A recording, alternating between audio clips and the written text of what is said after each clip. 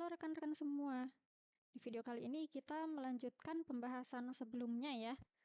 Kita akan bahas di sini mengenai pengukuran objek penelitian. Pengukuran objek dalam penelitian ini sebenarnya adalah bagaimana cara kita untuk mengukur variabel yang ingin kita teliti, supaya konsep abstrak itu bisa jadi data kuantitatif. Konsep abstrak ini maksudnya andaikan variabel yang ingin kita teliti itu tidak bisa kita teliti secara langsung, tapi kita butuh ukuran lain yang merepresentasikan variabel yang kita teliti tersebut, gitu. Oke, yang pertama kita bahas dulu mengenai konsep atau konstruk. Nah, konstruk ini adalah konsep yang abstrak gitu ya, yang perlu dijelaskan dalam indikator. Ini disebut juga sebagai variabel laten. Variabel laten di sini adalah variabel yang kita tidak bisa memberikan ukurannya itu secara langsung. Nah, contohnya misalkan literasi keuangan, motivasi belajar, dan kepuasan kerja. Literasi keuangan ini apa? Bagaimana cara kita mengukurnya? Nah, ini masih abstrak gitu ya. Kita tidak bisa tahu seperti apa, berapa ukuran literasi keuanganmu gitu misalnya ya. Ini kan sulit gitu untuk dijelaskan. Nah, maka kita perlu menjelaskannya dalam indikator. Indikator untuk menjelaskan variabel laten ini disebut sebagai variabel manifest gitu ya. Nah, kalau indikator ini adalah tanda-tanda yang dapat diamati secara langsung atau diukur. Contohnya, indikator untuk literasi keuangan. Nah, literasi keuangan ini diukur melalui apa saja? Yaitu yang pertama, mengenai apa itu inflasi, mengetahui apa itu inflasi gitu ya. Kemudian, apakah seseorang paham tentang konsep bunga majemuk? Kemudian, apakah seseorang tersebut bisa menghitung return investasi? Nah, indikator ini yang menentukan skor untuk literasi keuangan seseorang gitu ya. Nah, ini disebut sebagai variabel manifest atau indikatornya gitu, indikator dari variabel laten. Kemudian, untuk mengukur indikator tersebut kita butuh yang namanya instrumen atau alat ukur. Alat ukur ini bisa jadi kuesioner, observasi, tes, wawancara, atau dan lain sebagainya gitu ya. Oke, selanjutnya kita bahas mengenai skala pengukuran. Jadi setiap variabel yang kita gunakan itu masuk ke dalam satu skala pengukuran tertentu gitu ya.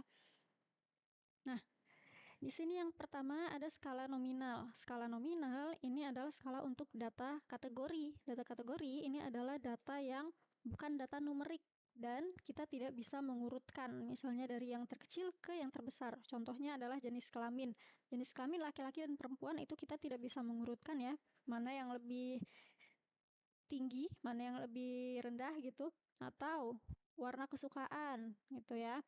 Kemudian yang kedua ada skala ordinal. Skala ordinal atau skala peringkat. Ini nih datanya kita bisa urutkan, tapi jarak antar tingkatannya itu kita tidak bisa menentukan. Contohnya tingkat pendidikan.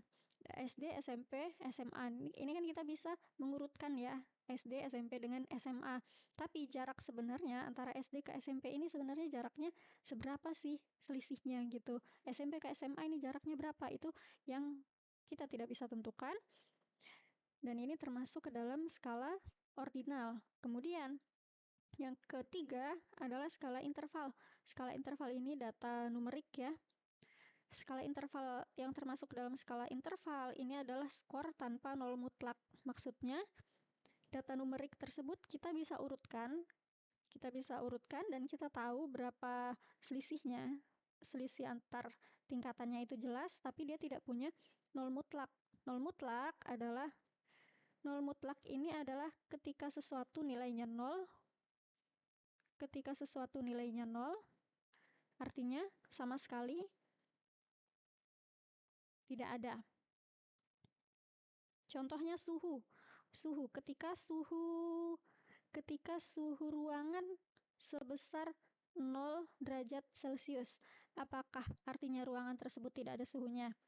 Tidak ya. Di ruangan tersebut tetap ada suhunya, tapi suhunya itu adalah 0 derajat. Nah, di sini nilai 0 di sini artinya bukan sama sekali tidak ada. 0 ini ya memang merupakan sebuah nilai juga, bukan artinya sama sekali tidak ada.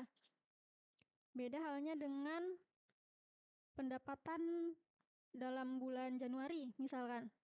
Berapa pendapatan seseorang dalam bulan Januari? Ketika pendapatannya 0, artinya ia sama sekali tidak ada pemasukan gitu ya. Nah, itu artinya 0 mutlak.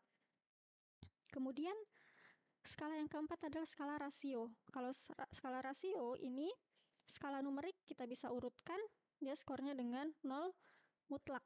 Nah, dia punya 0 mutlak. Contohnya berat badan. Ketika berat badannya 0, maka sama sekali tidak ada berat badannya gitu ya. Atau pendapatan. Ketika pendapatan seseorang sama dengan 0, artinya dia sama sekali tidak ada pendapatan. Oke, sampai di sini video kita. Sampai jumpa.